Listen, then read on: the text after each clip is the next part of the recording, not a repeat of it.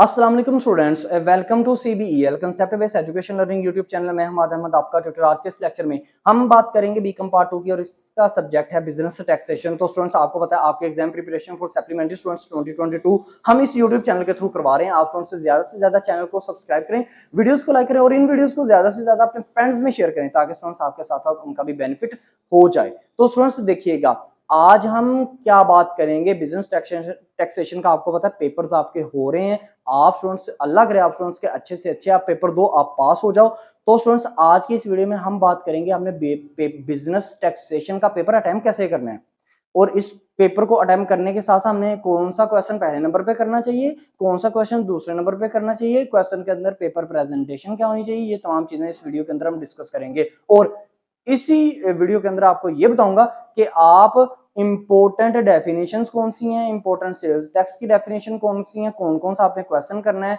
Sale tax का numerical आपने करना है कि नहीं करना, जरूरत हमें है कि नहीं है, ये तमाम चीजें इसी वीडियो के अंदर हम डिस्कस करेंगे। तो स्टूडेंट्स सबसे पहले याद रखिएगा आपके बिजनेस टैक्सेशन का पेपर क्या है, बिजनेस टैक्सेशन।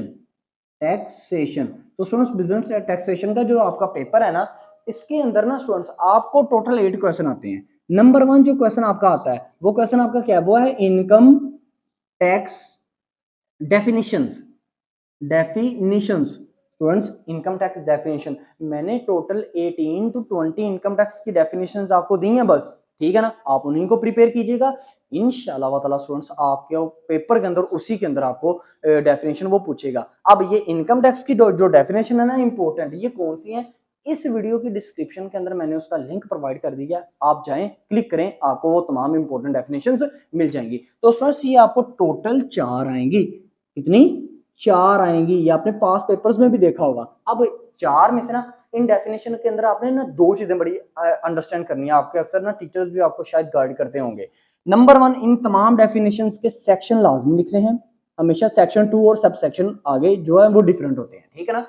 सेक्शन का आधा नंबर होता है और बाकी जो 4.5 नंबर 4.5 नंबर होते हैं वो हमारे किसके होते हैं, उसमें से 2 नंबर हमारे होते हैं डेफिनेशंस के। डेफिनेशन मींस मिसाल के तौर पर इनकम इंक्लूड्स, कंपनी मींस, उसके नीचे 4 पॉइंट, और जो 2.5 नंबर होते हैं ना वो स्टूडेंट्स हमारी एक्सप्लेनेशन के होते हैं। ये बात को आपने अंडरस्टैंड करना है। तो इसका मतलब है अगर आप सेक्शन अच्छा लिखते हो आधा नंबर आ जाएगा, अगर आप डेफिनेशन से means income tax, income includes या कंपनी मींस नीचे 3-4 पॉइंट्स, ठीक है ना, फिर आगे एक्सप्लेनेशन, तो अगर आप उसको अच्छी तरह लिखते हो तो 2 पॉइंट आपके आते हैं।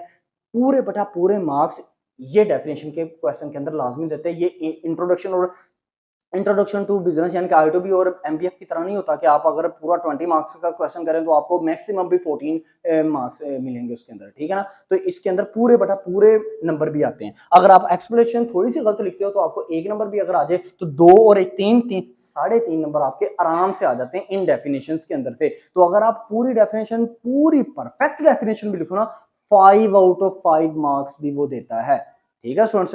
प्रेजेंटेशन आपकी थोड़ी सी अच्छी होनी चाहिए, ओके स्टूडेंट्स, आपने हमेशा प्रेजेंटेशन को काउंट करना है। तो अगर मैं कहूं ये 20 मार्क्स थी, 4 डेफिनेशन 20 मार्क्स से आता है, 20 में से स्टूडेंट्स आप 15 टू 16 मार्क्स आराम से गेन कर लेते हो। अगर हर डेफिनेशन के अंदर आपको 4-4 मार्क्स भी आए ना तो 4 को 4 से मल्टीप्लाई करें तो 16 मार्क्स आपके आराम से आ जाते हैं, ठीक है। तो क्वेश्चन नंबर 1 आप क्या करेंगे, अटेम्प्ट करेंगे। फिर आपको जो क्वेश्चन नंबर 2 होता है ना उसके अंदर आपको क्या पूछता है, वो स्टूडेंट्स वो पूछता है एग्जम्पशंस।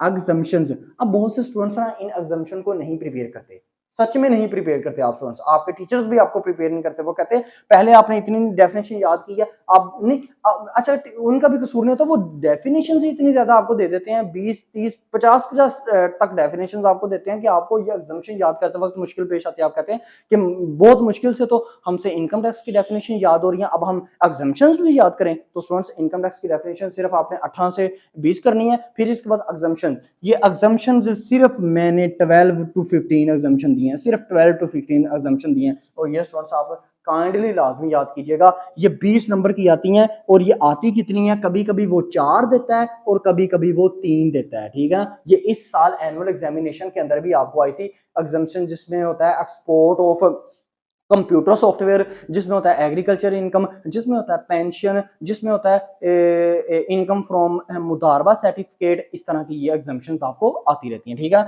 अब ये एग्जम्पशन के अंदर भी आपने सेक्शन का आधा नंबर है, डेफिनेशन के 2 नंबर और वही एक्सप्लेनेशन के 2.5 नंबर। ये भी आपने आराम से याद करनी, 2 क्वेश्चन आपके अटेम्प्ट हो गए। फिर इसके बाद क्वेश्चन नंबर 1 आपको आता है, वो क्वेश्चन की कोई भी मतलब रेशो हो सकती है, मतलब क्वेश्चन नंबर 4 हो सकता है, 5 हो सकता है या 6 हो सकता है। ये क्वेश्चन आपको आता है अथॉरिटी, अथॉरिटी से रिलेटेड, यानी कि जिसमें FBR, CIR, appellate tribunal, appeal to appellate tribunal, फिर अपील टू सीआईआर, ये 4 किस्म की आपके पास अथॉरिटीज हैं। ये क्वेश्चन आपको लाजमी आता है, कितने मार्क्स का? 20 मार्क्स का। और स्टूडेंट्स याद रखिएगा, इसमें अक्सर स्टूडेंट्स क्या करते हैं, अपील टू एपलेट ट्रिब्यूनल बस याद करते हैं, अपील टू सीआईआर याद नहीं करते स्टूडेंट्स। ये appeal to CIR pass paper में उसने रिवाइज की हुई है 2 से 3 दफा आपके सप्लीमेंट्री एग्जाम में, ठीक है, सप्लीमेंट्री एग्जाम की मैं बात कर रहा हूं।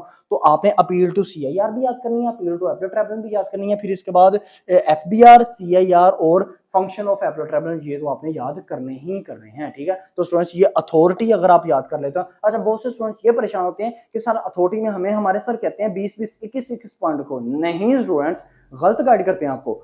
आपने अगर आपको एफबीआर, सीआईआर, एपलेट ट्रिब्यूनल कोई भी अपील आ जाए, कोई भी आपको अथॉरिटी आ जाए, तो उसमें आपके मैक्सिमम 15 पॉइंट हो जाए, बहुत ज्यादा है, बहुत ज्यादा है। क्योंकि स्टूडेंट्स ये 15 पॉइंट के अंदर आप जब मटेरियल ही अच्छा लिख दोगे ना, आपको मार्क्स यहां से मिल जाते हैं। ज्यादा हेडिंग्स लिखने से मार्क्स बीकॉम पार्ट 1 में मिलते हैं, लेकिन ज्यादा अच्छी हेडिंग्स लिखने से ना आपको मार्क्स बीकॉम पार्ट 2 में मिलते हैं। बीकॉम पार्ट 2 में आप का मटेरियल ज्यादा नहीं होना चाहिए, आपकी हेडिंग के अंदर जो एक्सप्लेनेशन है ना, वो एक्सप्लेनेशन करेक्ट होनी चाहिए, फिर आपको मार्क्स मिलते हैं, ठीक है ना। तो ये 3 क्वेश्चन आप, इसका मतलब अभी तक आपके 16 मार्क्स का पेपर हो गया, 60 मार्क्स का पेपर हो गया, ठीक है ना।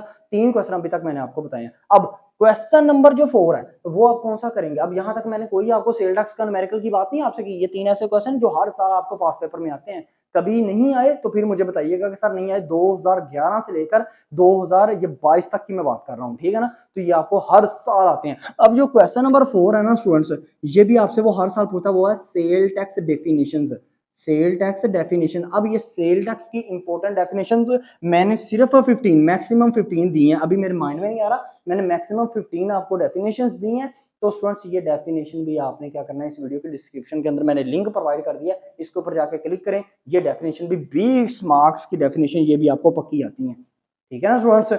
ये डेफिनेशन भी आपने प्रिपेयर करनी है, इनमें भी सेक्शन होता है और वही डेफिनेशन वैसे ही एक्सप्लेनेशन। अभी तक मैंने आपको 80 नंबर का जो है पेपर आपसे डिस्कस कर लिया, 80 नंबर का पेपर डिस्कस कर लिया। क्या मैंने कुछ सेल टैक्स का न्यूमेरिकल आपसे कहा? नहीं कहा। अब आप स्टूडेंट्स इनकम टैक्स के न्यूमेरिकल भी को भी करते हो, सेल टैक्स के न्यूमेरिकल को भी करते हो। और मैं छोटी से आपको कहता हूँ, जो स्टूडेंट सेल टैक्स या इनकम टैक्स के न्यूमेरिकल में एक दफा पेपर में फंस गया ना, वो निकल नहीं सकता, उसका घंटा 1.5 घंटा जाया है, ऐसा ही है। तो मैं आपको यही रिकमेंड करता हूं, बात को अंडरस्टैंड कीजिएगा। मैंने एनुअल एग्जाम के अंदर भी स्टूडेंट्स को यही कहा था कि आप इस तरह करो। बहुत से स्टूडेंट्स कमेंट सेक्शन में ये कहते थे, सर हमें वो सेल टैक्स का न्यूमेरिकल ना करेंगे, उसमें से हमारी ग्रिप अच्छी है, वो हम कर लेते हैं, हम पास हो जाएंगे। और बहुत से स्टूडेंट्स फिर वही सब्जेक्ट के अंदर फेल हो गए। तो मैं आपको यही बात कहता हूं, आप इन 4 क्वेश्चन को कीजिएगा, इनकम टैक्स की डेफिनेशंस, एग्जम्पशंस, अथॉरिटीज और सेल टैक्स की डेफिनेशन। ये 4 क्वेश्चन 80 मार्क्स, 80 में से आप 40 भी नहीं ले सकते।